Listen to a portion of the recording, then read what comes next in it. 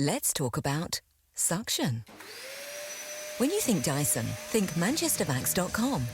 Hello there, today we're going to talk about the Dyson DC40, which is the slightly smaller brother of the larger DC41 or DC55, depending where you buy it from. So the DC40, the question people ask when they bring these into us, scrap it or save it? Are they worth fixing? So we're going to have a quick look at that idea.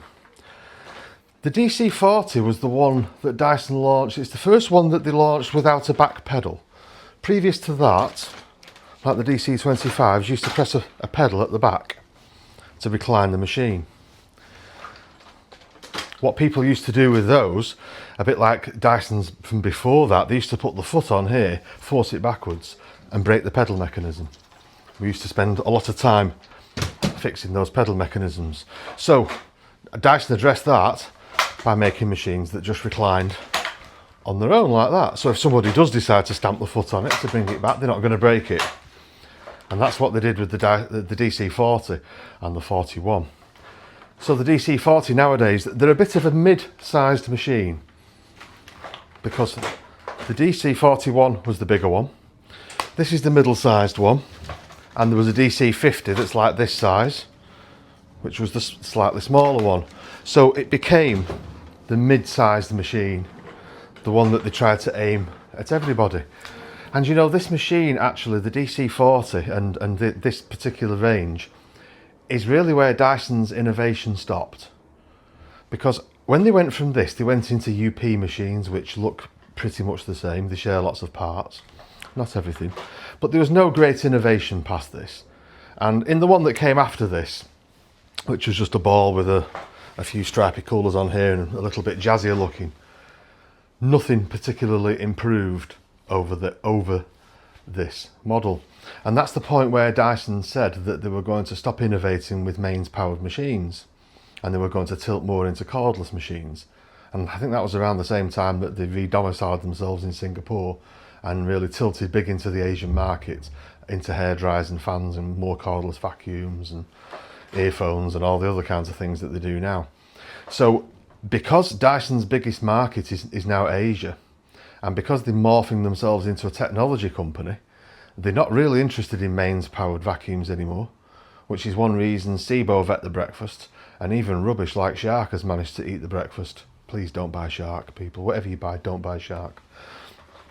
But the DC40, are they worth mending, and what weak points do they have? Aftermarket parts are quite cheap for them, so if you want back hoses, filters, stuff like that, they're relatively inexpensive. The one weak point on these machines was this red clip here, and it's the same with the later ones. On the very, very early ones, the red clip used to break here. And of course, Dyson being Dyson, there are two completely different ones. They look exactly the same, but there's two versions of it. And nobody made those red clips, and if you broke it, which everybody did, Dyson wanted to sell you a complete cyclone assembly.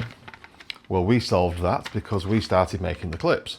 So you can buy those on our site, and because there's two different types, when you buy them, you get one of each type. Whichever one you've got, you fit it, 2 seconds, throw the other one away. And so we've solved that problem very inexpensively and kept a lot of these running when they otherwise wouldn't have been. Another thing that used to be quite expensive on these is power cables. If you bought a relatively cheap power cable, you had to terminate it yourself. Again, we solved that. We had our own power cables made for virtually everything in the Dyson range that you can find on our site, and we sell power cables for these, which are equal to, if not exceeding, the quality of the originals. Now, apart from that, in the cleaner head, there's two types of cleaner heads. Dyson being Dyson, two types of cleaner heads. There's an early one that doesn't have this red slider, and there's a later one that does have this red slider, and it's known as the ERP. The brush roll motors inside those heads tend to fail eventually, and you can buy those, and you can still buy the cleaner heads. And the old and the new type, they are interchangeable, they are the same fitting.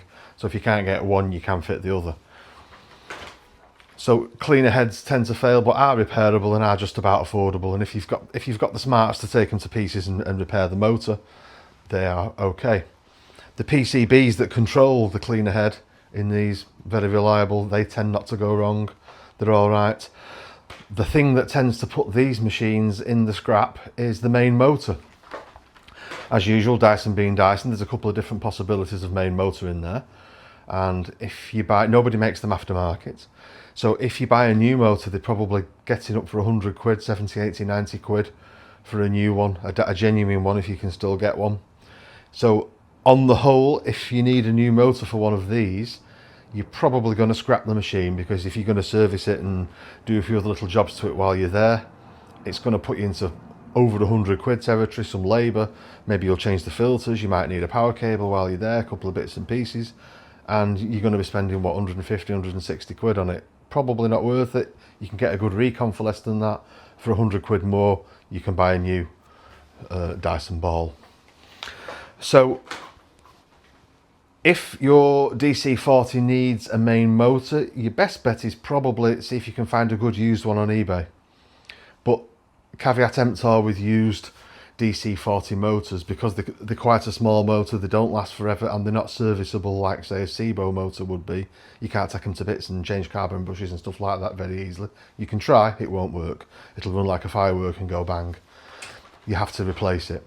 And the bearings tend to go in the motors, and it tends to cause a very high-pitched shriek when they're running, or when the motor is powering down, it'll go for ages.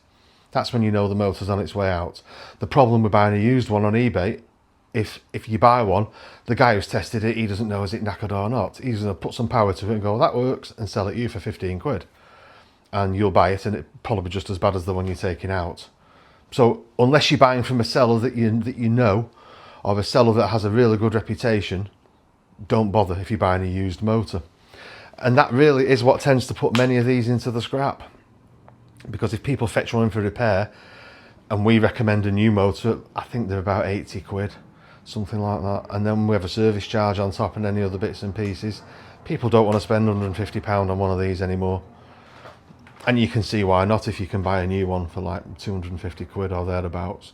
We had some brand new ones recently for 249. For the extra little bit of money, you may as well have the new one and the Dyson guarantee, hadn't you? So if they're a cheap repair, people tend to fix them. As a DIY repair, they're a bit of a pain in the arse, because this whole mechanism, if you're not used to working on them, this whole recline mechanism here, and the way all this works, and the way it goes together inside these balls, people tend to find that rather difficult. It's a bit, if you've not done one before, they're a bit of a challenging repair. So what happens in our workshop now and again, people bring us a box of parts in that used to be their Dyson and say, well, I tried to fix this, and here's a box of stuff, can you fix it? And we end up putting it back together for them. So we get a little bit of that. So we are seeing fewer of these in for repair now, I think mainly because of that main motor issue. But if your main motor is okay, the main motor in the ball, then the rest of it's probably quite affordable and quite worthwhile fixing.